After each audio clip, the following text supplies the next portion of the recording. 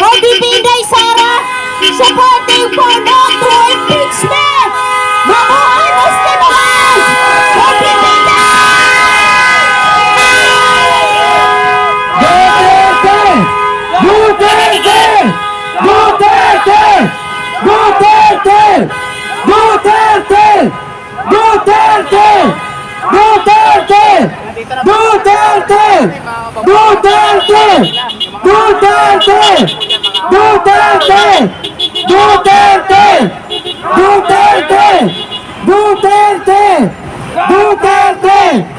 Maraming salamat po sa inyo lahat mga kababayan. Kaya kung mayroong Congressman Miao, Congressman Liviste, Congressman Marcolita, ay mayroong Commander Pak galing sa Mindanao, palakpakan po natin. Yan, ano ang sabi ng mga taga-Luzon? Taga Mindanao na mga Muslim, puro rebelde. Pero alam mo ba kung anong dahilan kung bakit sila bumuo ng Bangsamoro National Liberation Front, Bangsamoro Islamic Liberation Front, Bangsamoro Islamic Freedom Fighter? Alam nyo ba kung bakit nagkaroon ng ganon?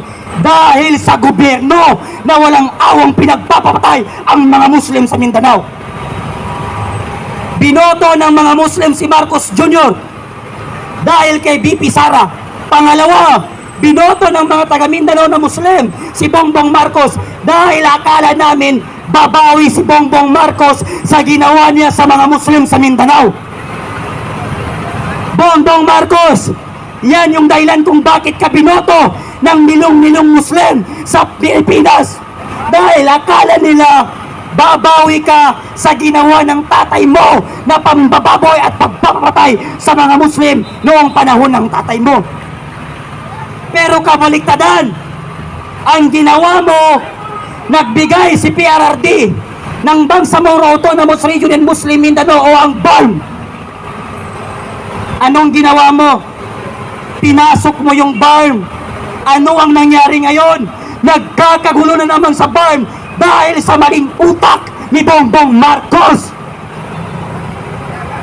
Ngayon, ang dami na namang masaker, ang dami na namang patayan, ang dami na namang nakawan. Nangyari ba yan nung panahon ni Duterte? Hindi nangyari nung panahon ni Duterte. Bagkus, nagkaroon ng peace talk sa pagitan ng mga Bangsamoro sa Mindanao at ng gobyerno sa ating bansa. At yan yung dahilan kung bakit natahimik tayo noong panahon ni Duterte. Pero ngayon, bumalik ang mga adik. Anong sabi ng mga kakamping at dilawan na bugok ng mga lutang? Kasi totoo naman, kung hindi sila bugok, bakit sila nagpapaniwala sa walang kwentang bagay? Bakit sila nagpapaliwanag? Ano ang sinasabi ng mga ibang profesor? Isa pa itong mga profesor na mga bugok din. Biruin mo kung hindi ka bugok na profesor, ang ituturo mo sa mga estudyante, si Duterte maraming pinapatay nung panahon niya kasi adik kayo. Si Duterte maraming ipinapatay nung panahon niya kasi adik kayo. Kung hindi kayo nag-adik, edi sana buhay pa rin kayo. Yung mga nirep ng mga adik, yung mga pinagpapatay ng mga adik, pinagre-rep ng mga kriminal tapos pinagtataga at inilagay sa drum. Risa Ontiveros, nag-ingay ka ba? House of Representative Laila de Lima, Benny Abante, Kabataan Party List Renico, nag-ingay ba kayo sa mga batang pinagpapatay ng mga sindikato at adik? Bakit concern na concern kayo sa buhay ng mga kriminal at adik?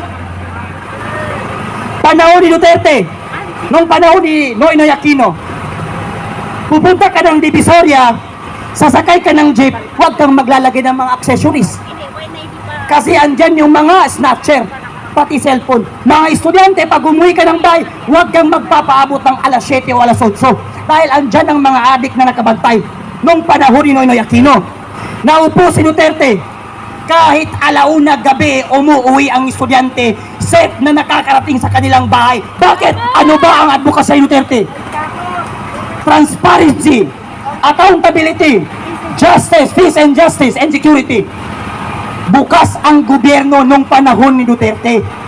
Yung mga nagrarally, sabi ni Duterte sa mga pulis, ibigay niyo kung anong gusto nila. Alam ng mga pulis yan.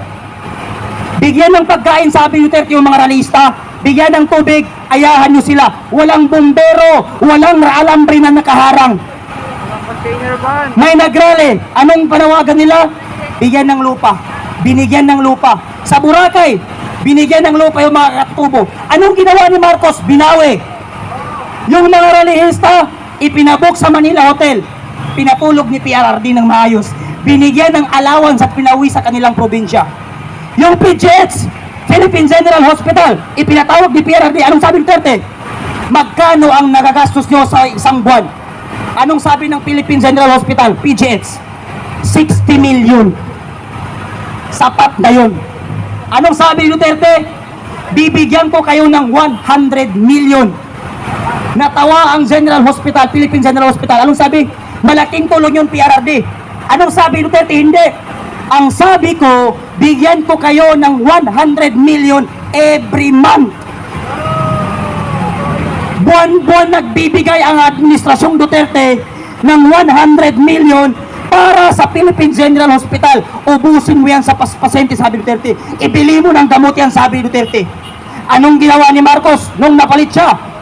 0% ang natira sa PhilHealth. Kaya ang daming nakapilang may rayuma. Ang daming nakapila na senior citizen, ang daming buntis na hindi maoperahan dahil 0% ang PhilHealth. Ano ang sabi ni Duterte? Kawawa naman ang mga tricycle driver, kawawa naman ang mga jeepney driver. Every 5 months, nagpaparenew ng driver license. Gawin nating 10 years ang passport pati license. Di ba tumaas? Di ba naging 10 years?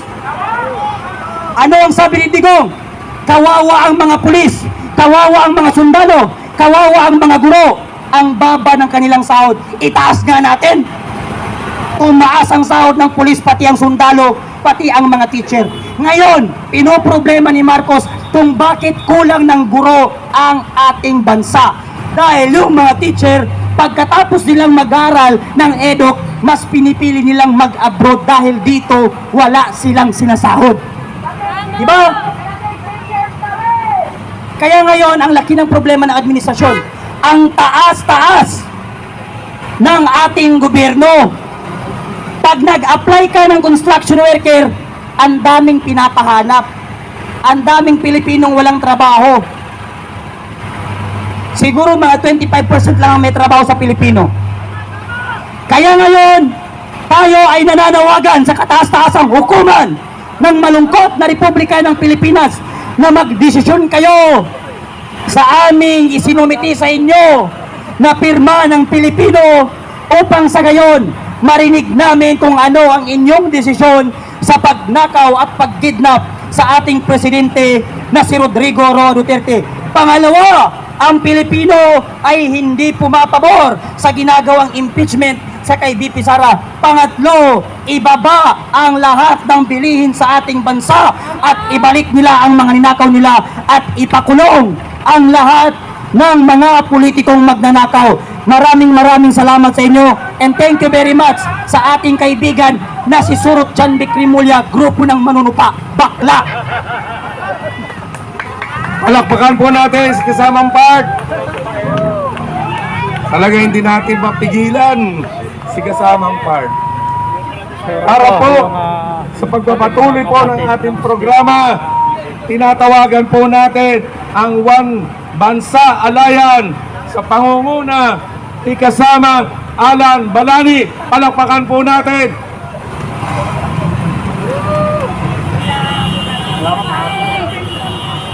Assalamualaikum!